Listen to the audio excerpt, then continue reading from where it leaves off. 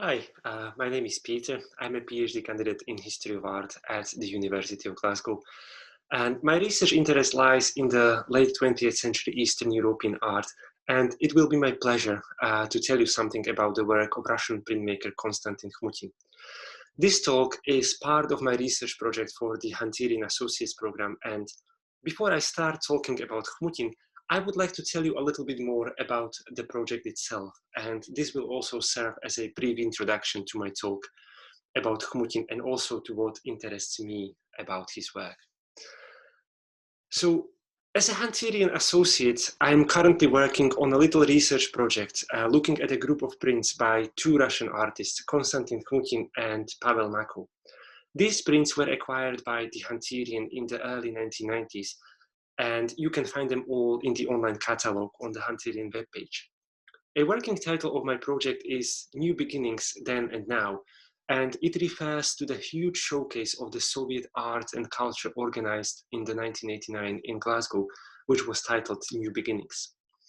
It was the first and the largest showcase of its kind in the UK, displaying a great variety of Soviet art in the revolutionary year of 1989, when the communism in Eastern Europe was collapsing and when the wall dividing the Europe, the so-called Iron Curtain, fell.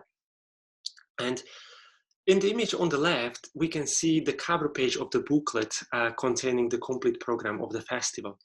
The smiling figure here points with one arm to the title New Beginnings, and its other arm, a ringing bell, is inscribed with the Russian word novosti, which means news.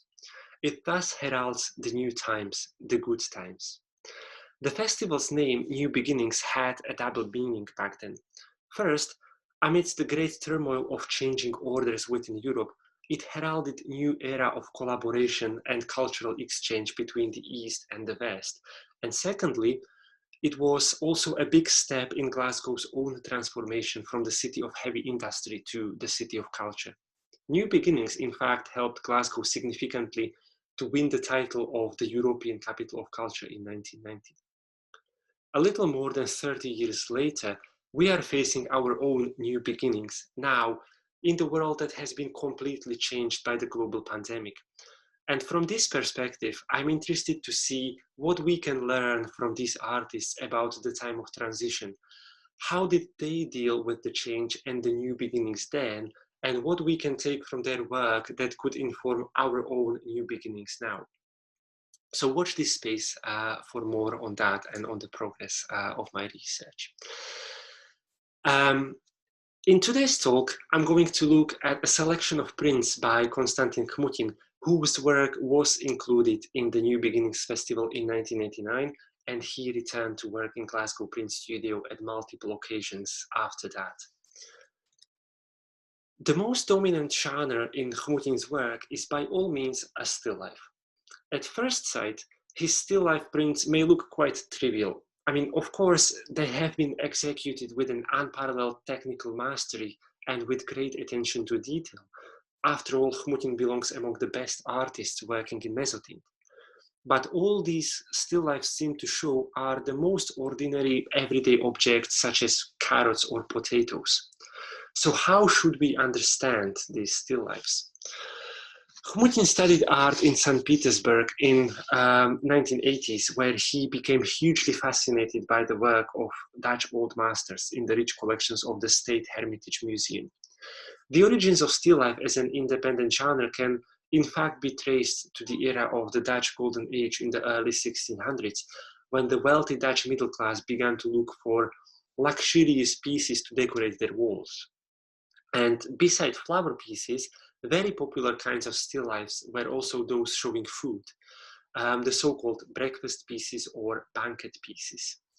We are very lucky to have some shining examples of these in the collection of the Hunterian Art Gallery, and possibly the best one to look at is Franz Snyder's Still Life with Dead Gam from William Hunter's collection, which was painted sometimes in the first half of the 17th century.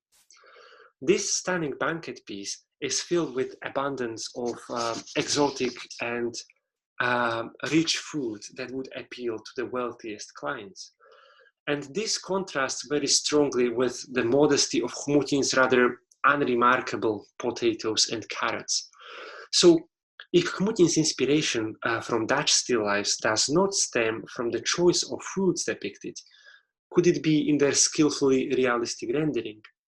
Snyder's does highlight his technical mastery in his work by inclusion of the birds that may refer to the story of Pliny the Elder about the ancient Greek painter Zeuxis, whose grapes were so lifelike that the birds flew down to peck at them. And Chmutin's mastery of the printed medium is also unparalleled, as he manages to render his vegetables so lifelike only by using the contrast of light and shadows. But I think that the most important aspect that we should focus on lies in the freedom that still life allows. It allows the artist to compose freely various objects and elements so as to communicate a message that lies beyond their appearance. Such as, for example, the subtle implication of the story of Pliny the Elder by Snyders, or the moralizing messages of Vanitas or Memento Mori that are so typical of Dutch still lifes. The message is that all these earthly riches are actually perishable, and so is life. But what is the message beyond of Chmutin's vegetables? I think that Mikhail Anikin, the senior curator at the State Hermitage Museum in St. Petersburg, answers this question very well in the following quote. While looking at Chmutin's laconic compositions, in which a spectator sees most usual and by any means everyday objects, one gradually begins to realize that the idea is not in the photographic precision of details and not at all in the weird forms of this or that object. The point is what's behind all this. Looking at the meditative still lifes of Konstanin Chmutin, a spectator, after all, is amazed at the inexhaustible richness of nature, which had created what the artist then noticed and, like a philosopher connoisseur, presented to onlookers. The motion of life in all its variable revelations is perceptible, fairly tactile through the forms created by the artist. The art of Konstanin Chmutin also has that enchanting mirror reflexiveness, which is characteristic for the works of grandmasters only. It might seem as if each observer sees his or her own inner world. Some people perceive the image of a potato or a pepper as such, and somebody, everything depends on how spiritually mature the recipient is, opens deeper layers in which the dramatic and often metaphysical perception of light and shade and their confrontation plays the most significant role. I think that Anikin sums it up pretty well, because Eastern European art developed largely under the authoritarian regime of communism, which prohibited any activism or outward involvement of art. Therefore, Eastern European art is often strongly oriented on the individual's inner world, on the spiritual transformation of the human being, on the problem of the lost self, which often comes as the result of the experience of chaos that is happening in the world around, as if the inner world reflected what is happening in the outer world. Therefore, when looking back at Chmutin's still lifes, we understand that the objects themselves and what they look like are not that important. The most significant aspect in his images is this confrontation of light and shade and the metaphysical perception of this confrontation. And in this respect, Chmutin's choice to work in mezzotint plays an important role. And we are very lucky to have one of his copper plates at the Hunterian, which we can use as a reference to better understand the technique of mezzotint. On the left, we can see the plate, which I photographed under slight angle to capture the reflection of light. And on the right is the artist's proof, which is usually the first impression printed from the plate. Mezzotint belongs to the family of intaglio printing, meaning that the image is incised into the plate and the sunken or cutout areas hold the ink, which then prints on the paper when the plate is run through the printing press. The most traditional intaglio methods, such as engraving or etching, can only produce lines. They are unable to create tonal gradations. Mezzotint, on the other hand, is capable of producing the tonal gradations, and it is also considered the most difficult of intaglio techniques. It is achieved in a way which starts with the surface of the plate being completely distorted or roughened up, so that the whole of the surface would be able to hold the ink. And if it was left in this state, it would print as a fully dark rectangle. To create an image, the artist needs to smoothen and polish the areas of the plate which they do not want to hold ink. And the smoother these areas get, the less ink they can hold and the lighter they print. So this process allows the artist to play with the tonal gradations.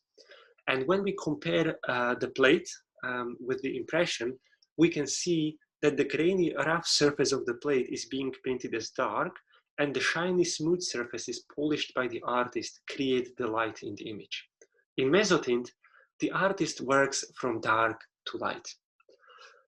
In this respect, Chmutin's work is literally about bringing light into darkness. This is where the greatest value of his modest images is to be found.